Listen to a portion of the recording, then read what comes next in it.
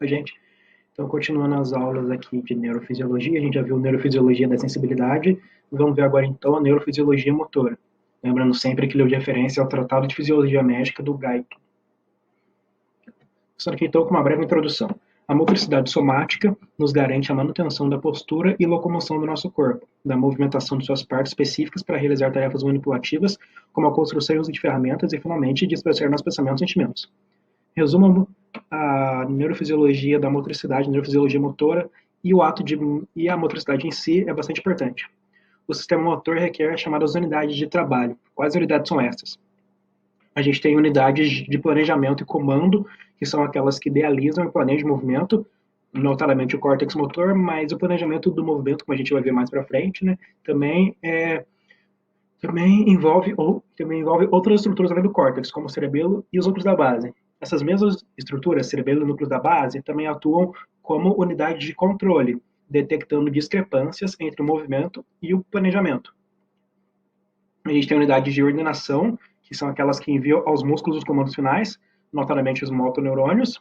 E a gente tem unidades de execução, que são as que executam os movimentos. Logicamente, são os músculos.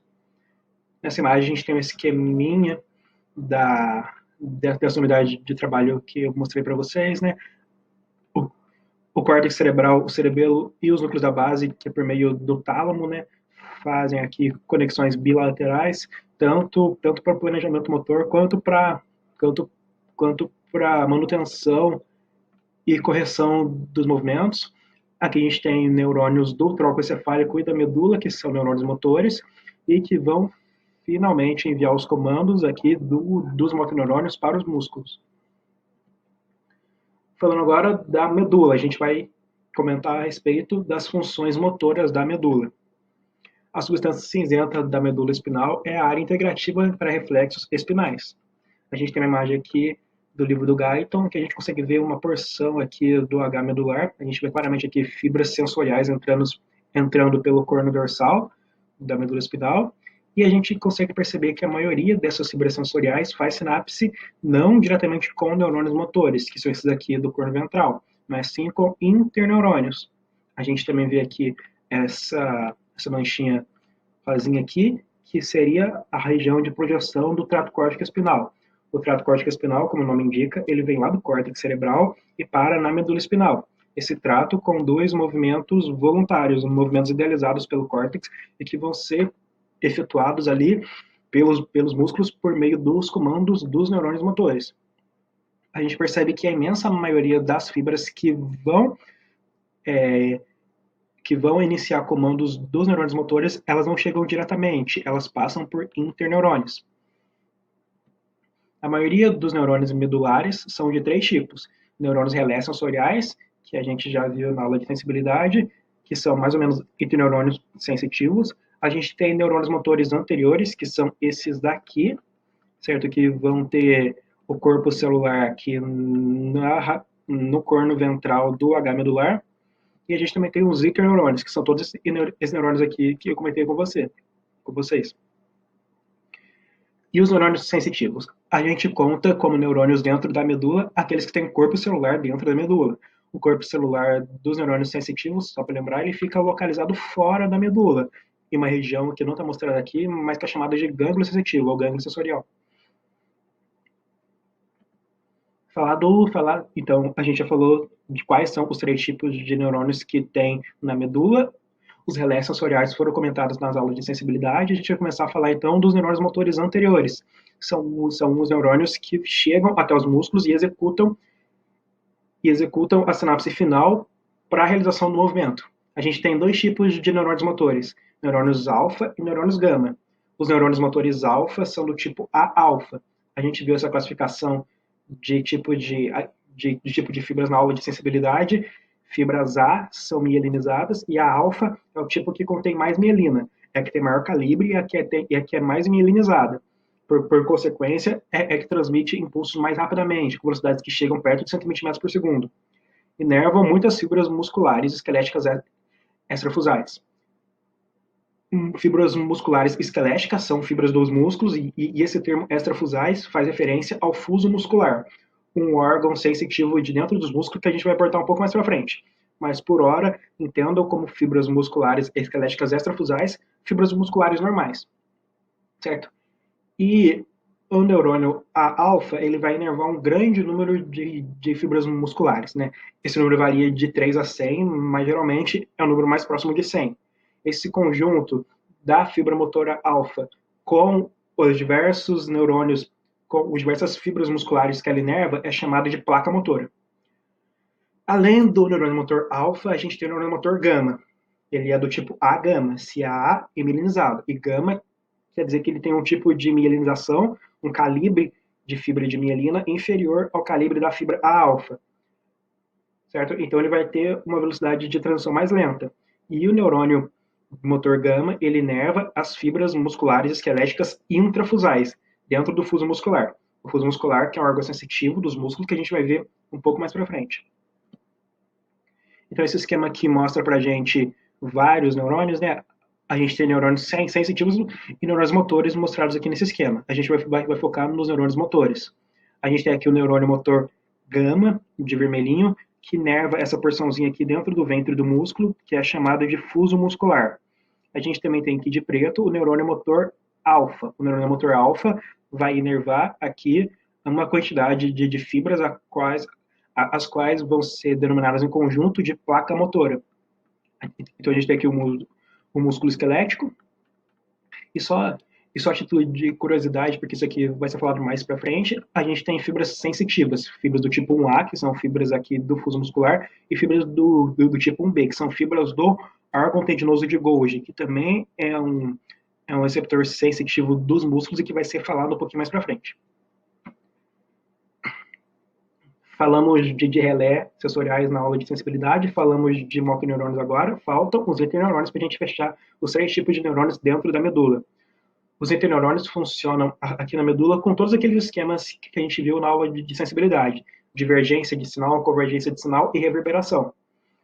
Eles são, como eu disse no começo da aula, os que recebem a maior parte dos sinais aferentes. São poucas as conexões diretas entre neurônios sensitivos e neurônios motores, ou entre neurônios dos tratos córtico espinal e dos outros tratos que descem de regiões superiores do encéfalo, e neurônios motores anteriores. A maioria das conexões com os neurônios motores anteriores são mediadas por interneurônios. Um tipo de interneurônio que o Guyton destaca no livro são as células de Ranschel. As células de Ranschel, elas vão ter 2 papéis. Elas vão produzir um feedback negativo da movimentação e vão ser responsáveis por inibição lateral. Como que esse mecanismo de feedback negativo funciona? A gente tem aqui a célula de Ranschel e aqui o motoneurônio anterior. Esse motoneurônio, ele vai enviar projeções aqui para os músculos, mas ele também emite um ramo colateral. Esse ramo colateral, ele retorna aqui para a célula de Ranschel. E a célula de Ranschel, então, vai se projetar para muitos lugares, e dentre esses, ela vai se projetar de volta para a sinapse que deu origem a esse neurônio motor anterior. Como a célula de Ranschel é inibitória, a gente tem um mecanismo de feedback negativo. Um estímulo no neurônio motor vai fazer com que haja um estímulo no neurônio da célula de Ranschel, e como é inibitório, no final há uma inibição do neurônio motor. Esse esquema de inibição serve para modular a fibra motora. Além disso, a gente tem aqui um outro ramo que vai para o neurônio motor próximo. Esse mecanismo de inibição de células nervosas próximas, a gente já viu também na aula de sensibilidade, e a denominada inibição lateral. Ajuda a focalizar os sinais neurais naquela região, sejam sinais sensitivos aferentes ou sinais motores aferentes. Falando agora dos receptores sensoriais musculares. A gente tem 2, que eu já comentei com vocês. Fusos musculares e órgãos tendinosos de Golgi. Os fusos musculares detectam comprimento do músculo e velocidade de variação do comprimento. Os órgãos tendinosos de Golgi detectam tensão ou velocidade de alteração da tensão das fibras musculares. A gente vai começar a falar do fuso muscular. Ele é composto de fibras esqueléticas que ficam dentro do ventre dos músculos.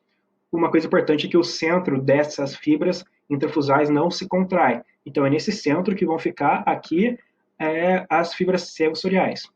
A gente tem 2 tipos de fibras intrafusais. Fibras com saco nuclear, que são essas fibras aqui que vão ter essa dilatação no meio, também chamadas de fibras Beck ou fibras em bolsa. a gente vai ter aqui um acúmulo desses núcleos que vai fazer com que haja essa dilatação na região central da fibra intrafusal. E o segundo tipo de fibra intrafusal é a fibra com cadeia no nuclear, que os núcleos estão todos lado a lado e não há essa dilatação. A gente vai ter diferenças de inervação nesses dois tipos de fibra, inervação tanto motora quanto sensorial. Falando aqui da inervação motora primeiro, a gente lembra que são fibras gama que inervam os músculos, as fibras musculares intrafusais. Mas a gente tem também dois tipos de fibras gama. A gente tem uma fibra gama dinâmica e uma fibra gama estática. A fibra gama dinâmica, como a gente pode ver aqui, inerva apenas a fibra com saco nuclear. Já a fibra gama estática vai inervar tanto a fibra com saco nuclear quanto a fibra com cadeia nuclear. Já as fibras sensitivas são de dois tipos. 1A, chamada de aferente primária, e 2, chamada de aferente secundária. A fibra do grupo 1A, ela vai inervar tanto as fibras com saco nuclear quanto as fibras com cadeia nuclear. Essa diferença de inervação vai ser a responsável pela diferença das respostas. A gente tem dois tipos de respostas que são produzidas ao estiramento do músculo e são geradas pelo fuso muscular. A gente tem a resposta estática, que é aquela de estiramento lento, quando a gente tem um lento estiramento do músculo. E a gente tem também a resposta dinâmica, que é aquela com estiramento rápido ou uma alta velocidade de alteração do estiramento. Se a gente tiver um estiramento considerado rápido, mas que ele subitamente muda para um estiramento lento, a gente teve aqui uma velocidade de alteração, que foi de rápido para lento. Essa mudança também vai ser parte da resposta dinâmica.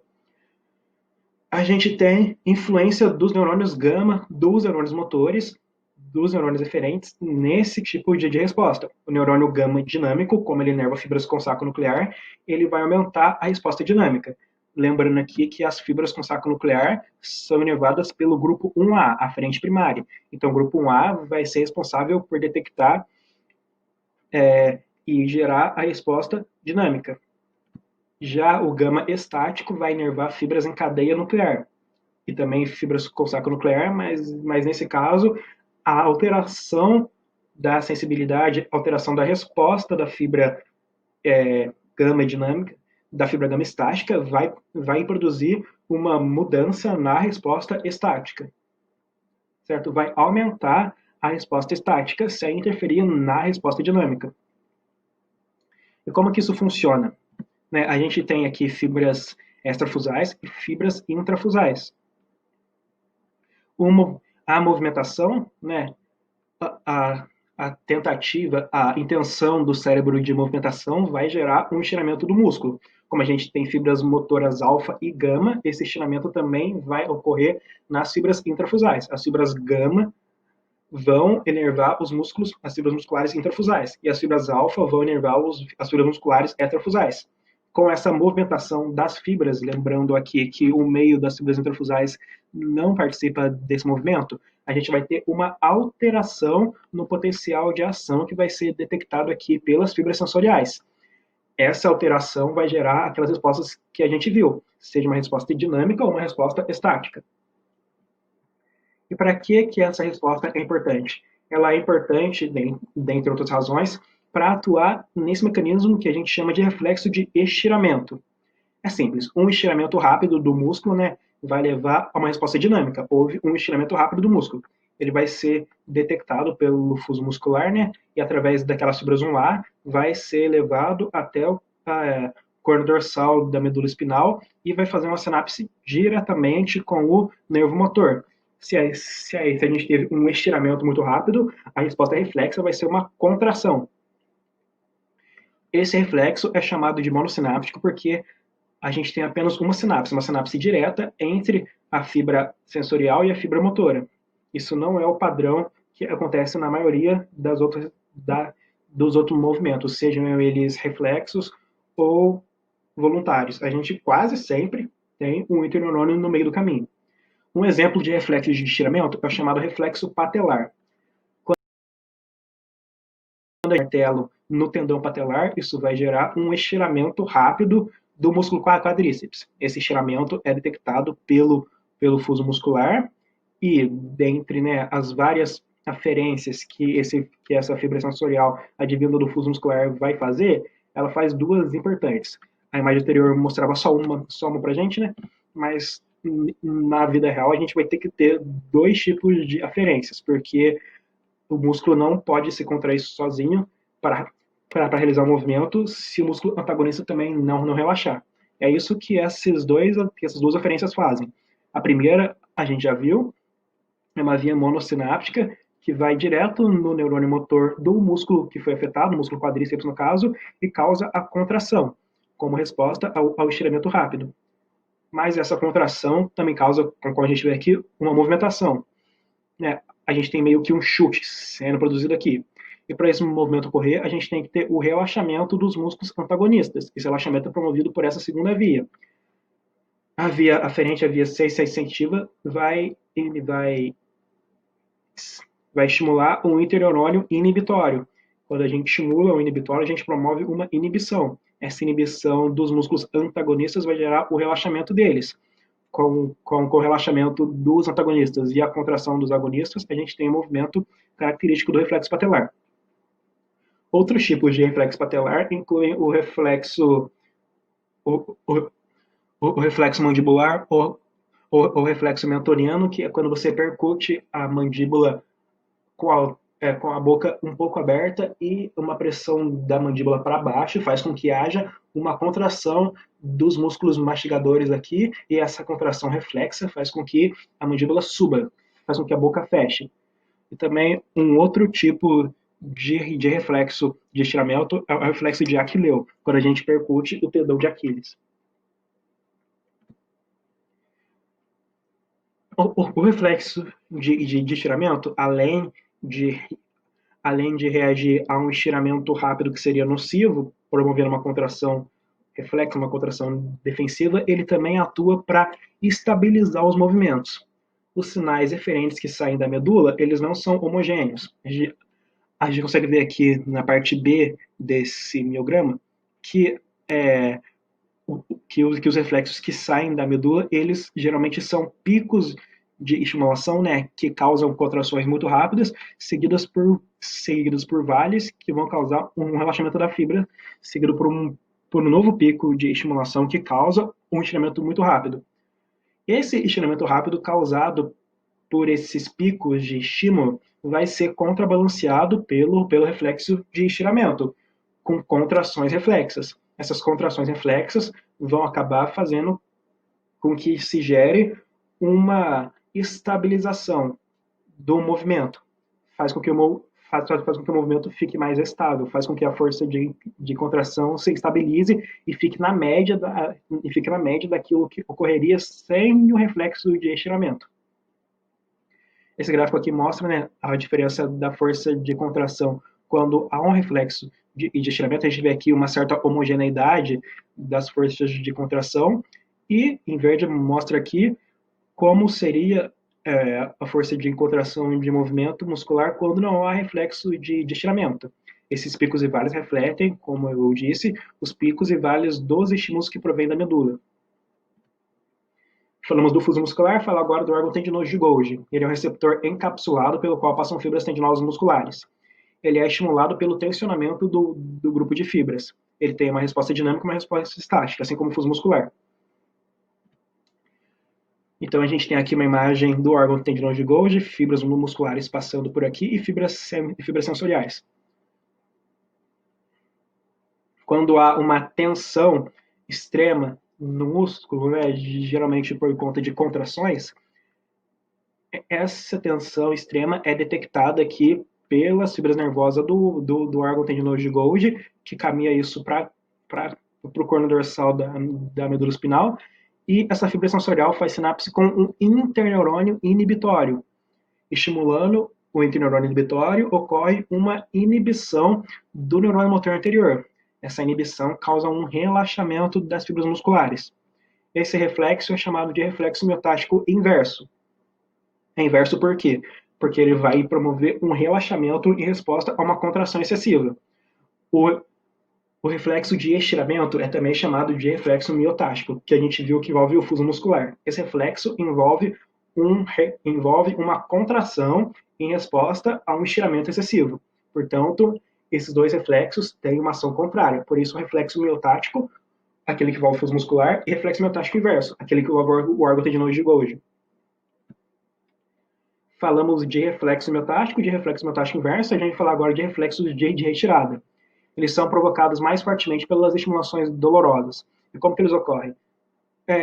Quando você está assim de boinha e de repente você encosta em um prego na parede. O seu braço encosta em um prego na parede. O seu estímulo reflexo diante a esse estímulo doloroso é retirar o braço, é mover o braço para longe da área onde se encontra o estímulo doloroso. Por isso o reflexo de retirada.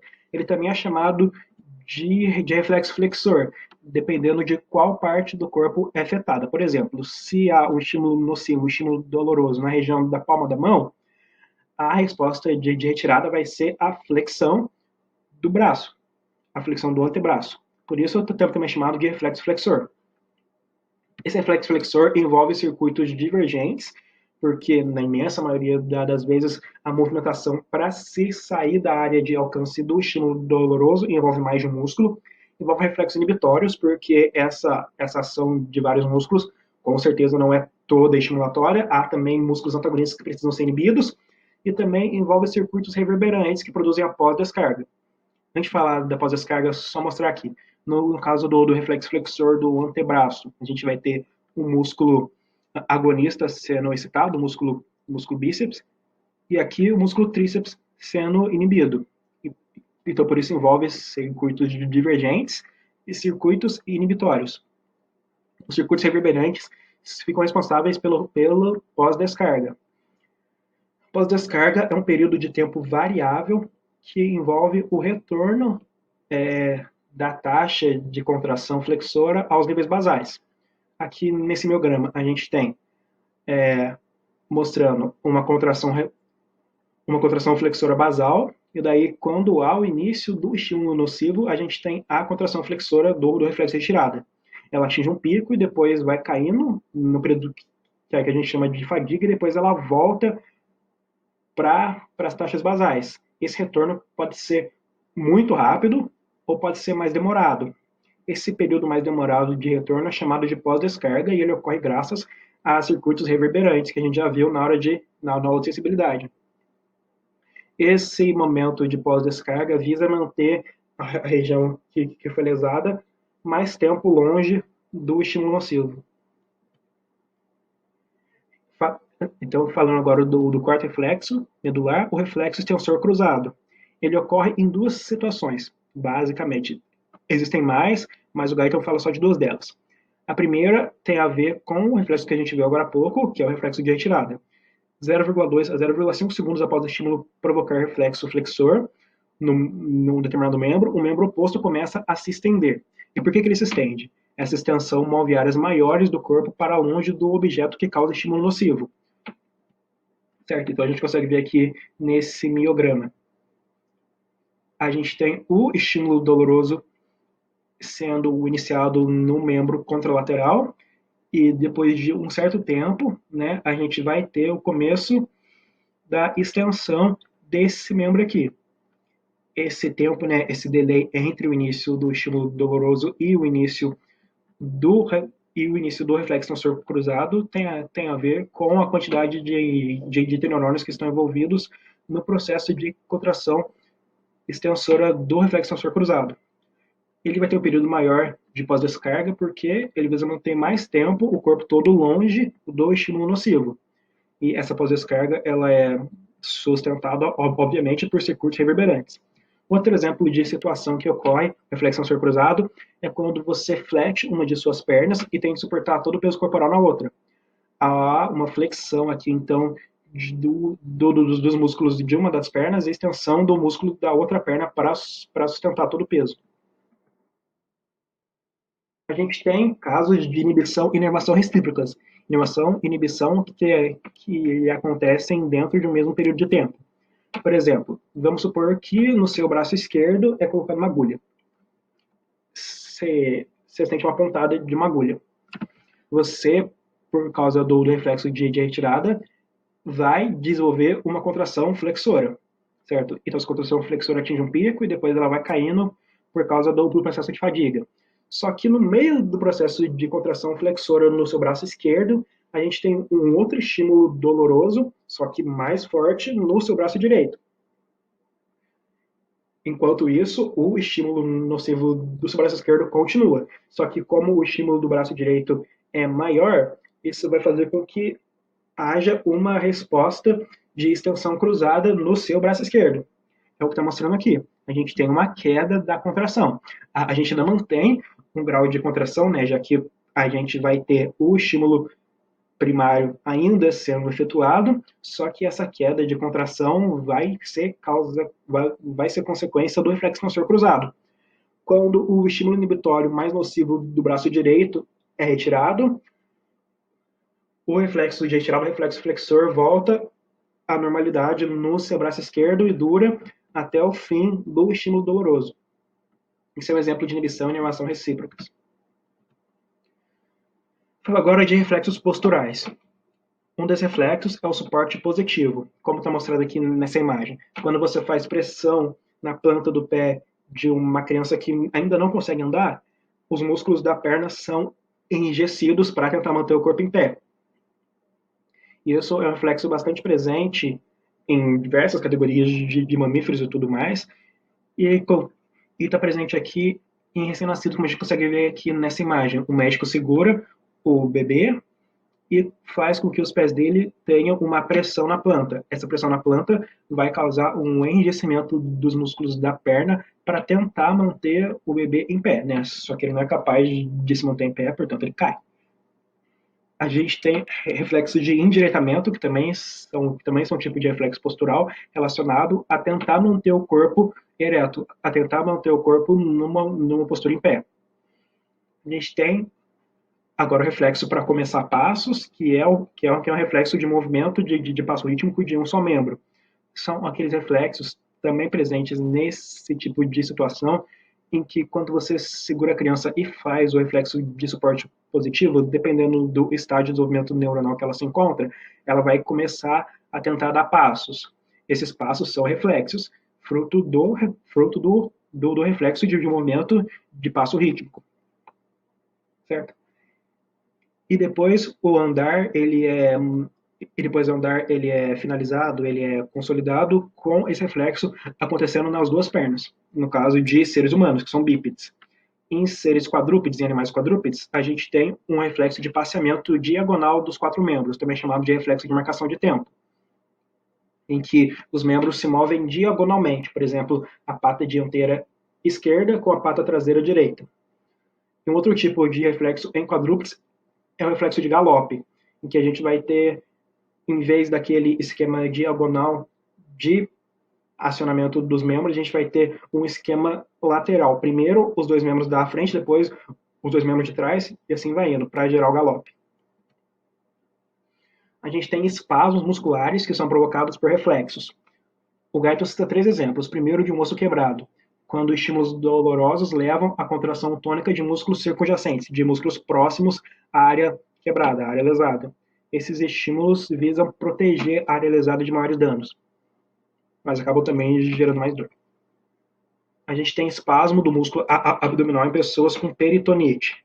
O peritônio é uma membrana que fica embaixo do tecido cutâneo e acima das vísceras na região abdominal. Ela vai envolver as vísceras da região abdominal. Uma irritação do peritônio vai gerar contração dos músculos abdominais. Isso é bastante importante porque em cirurgias que envolvem a cavidade abdominal, uma irritação do peritônio pode fazer com que haja esse reflexo e os músculos abdominais se contraiam e acabem expulsando, acabem fazendo uma protrusão dos intestinos para fora da cavidade que foi gerada pela cirurgia. Então, uma coisa importante que ocorre em cirurgias de abdômen que demandam uma anestesia geral. Cãibra. A geração da cãibra, segundo o Gaito, ocorre por um mecanismo de feedback positivo. Como assim? A gente vai ter um estímulo geralmente externo, como frio, ou ou atividade intensa, ou coisas do gênero, que acabam alterando a atividade metabólica do músculo. Isso faz com que haja um estímulo de determinados receptores mecânicos que fazem com que haja uma contração reflexa. Só que essa contração reflexa acaba estimulando de novo esses mesmos receptores. E com esse esquema de feedback positivo, a gente vai ter uma geração cada vez mais acentuada de contrações até chegar numa contração plena, até chegar na cãibra.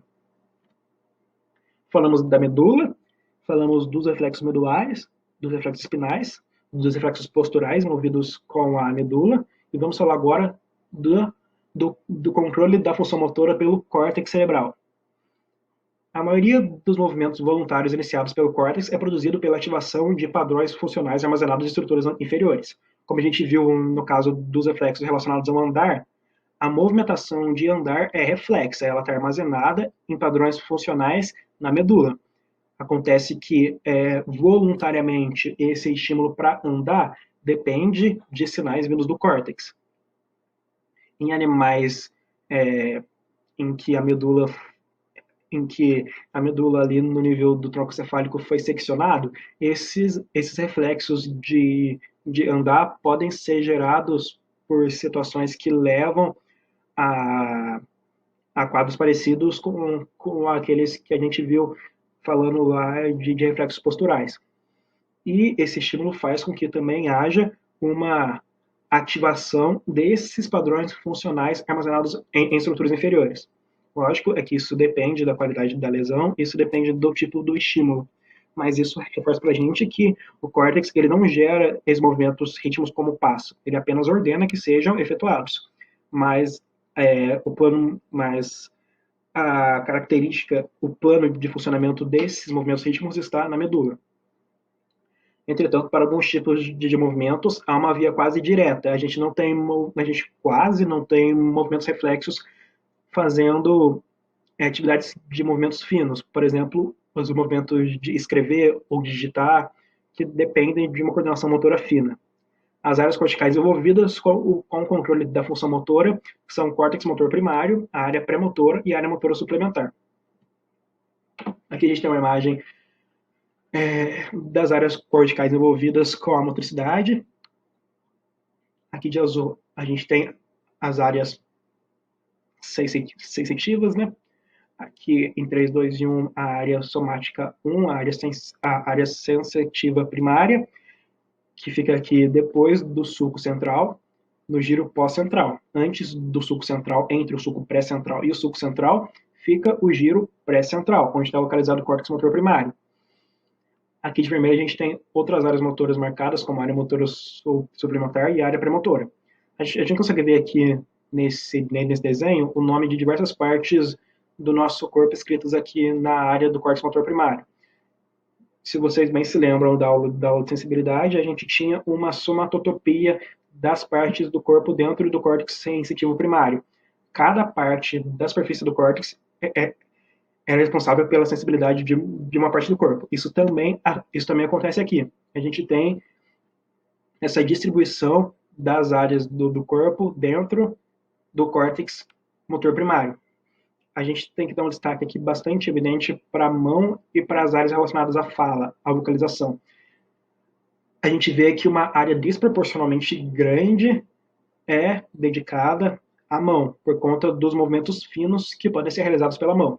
A gente vê aqui também uma área bastante grande dedicada aos músculos da fala, né? A fala é um mecanismo complexo que vai envolver músculos da face, que vai envolver os lábios, vai envolver a mandíbula, e a língua, além disso, ela também envolve mecanismos de respiração que são controlados por outros centros do córtex. Por causa da importância dessas duas práticas no nosso cotidiano, a prática da fala e a prática de movimentos finos, o córtex motor primário dedica proporcionalmente uma área maior de sua superfície para o controle dessas porções do corpo.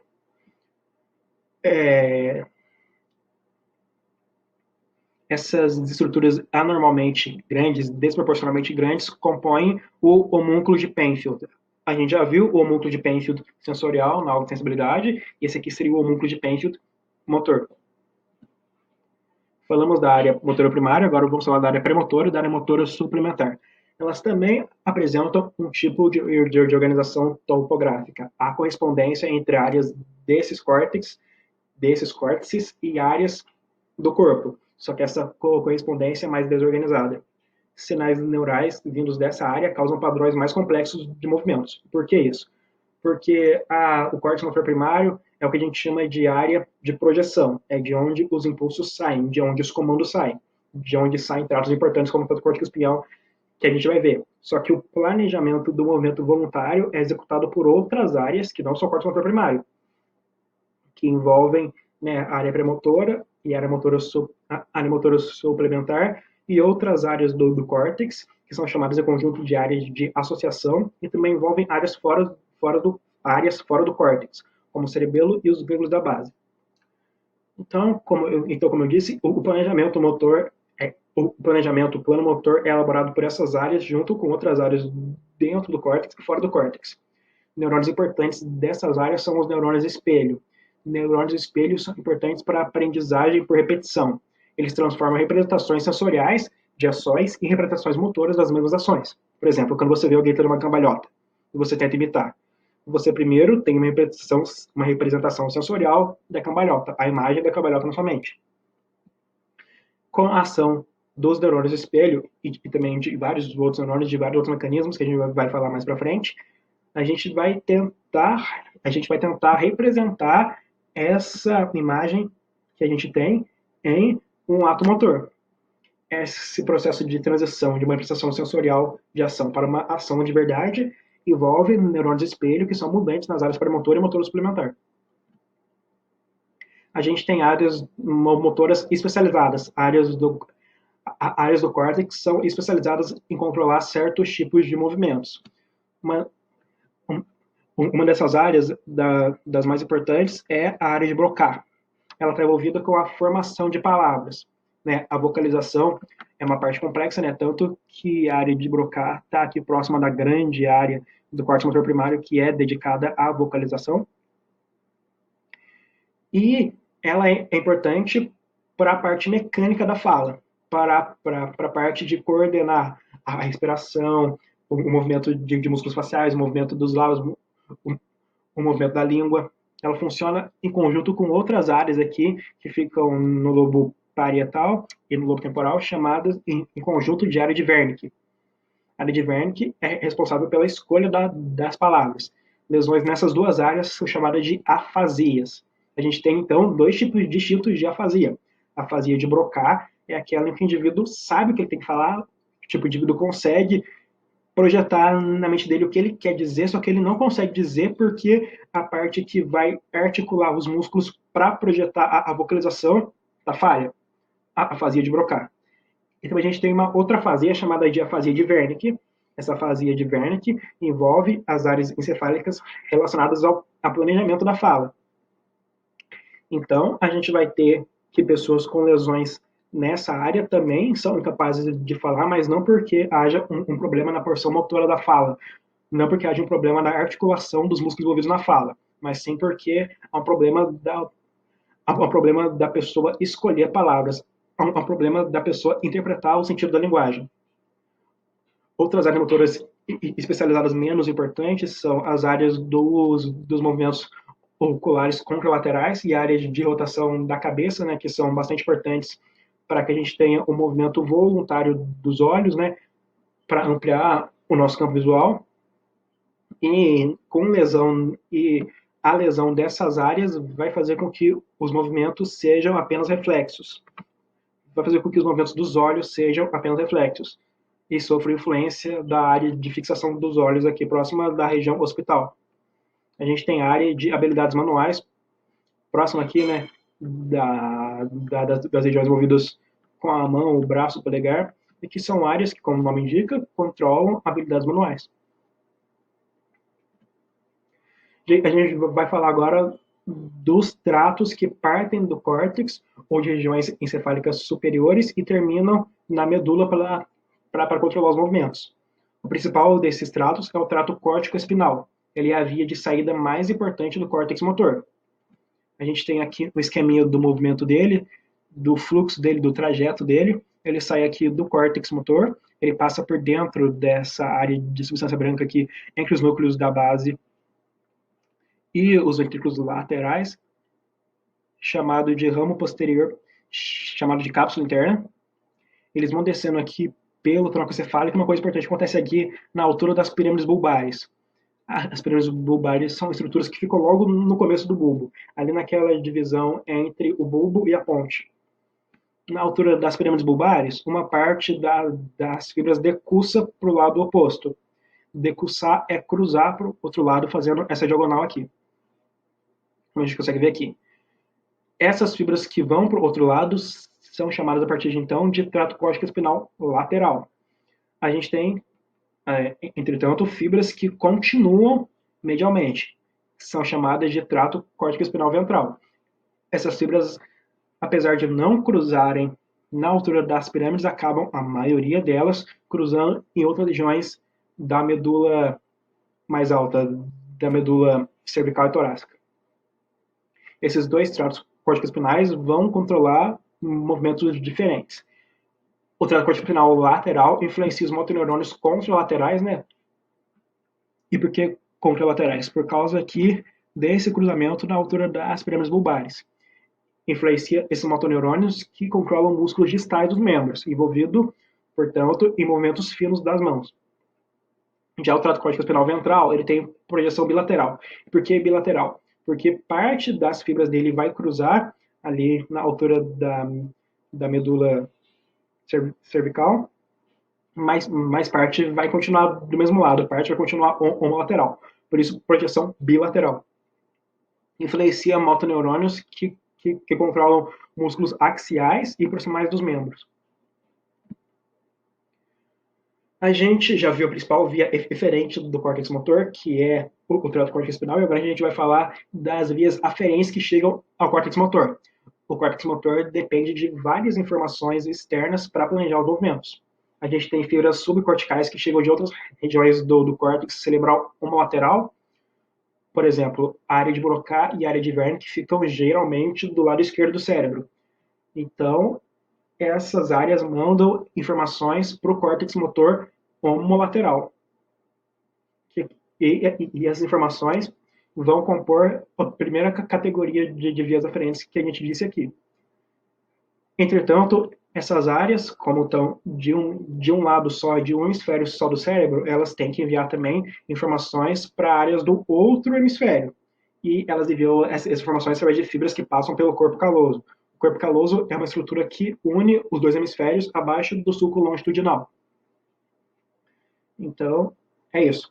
A gente tem também fibras somatosensoriais do complexo ventrobasal do tálamo. A gente viu na aula de sensibilidade que diversas fibras sensoriais terminam no complexo ventrobasal do tálamo e vão para diversas áreas do córtex. Algumas delas, né, vão para a área sensorial primária, a maioria delas, entretanto, algumas delas se dirigem para as áreas motoras.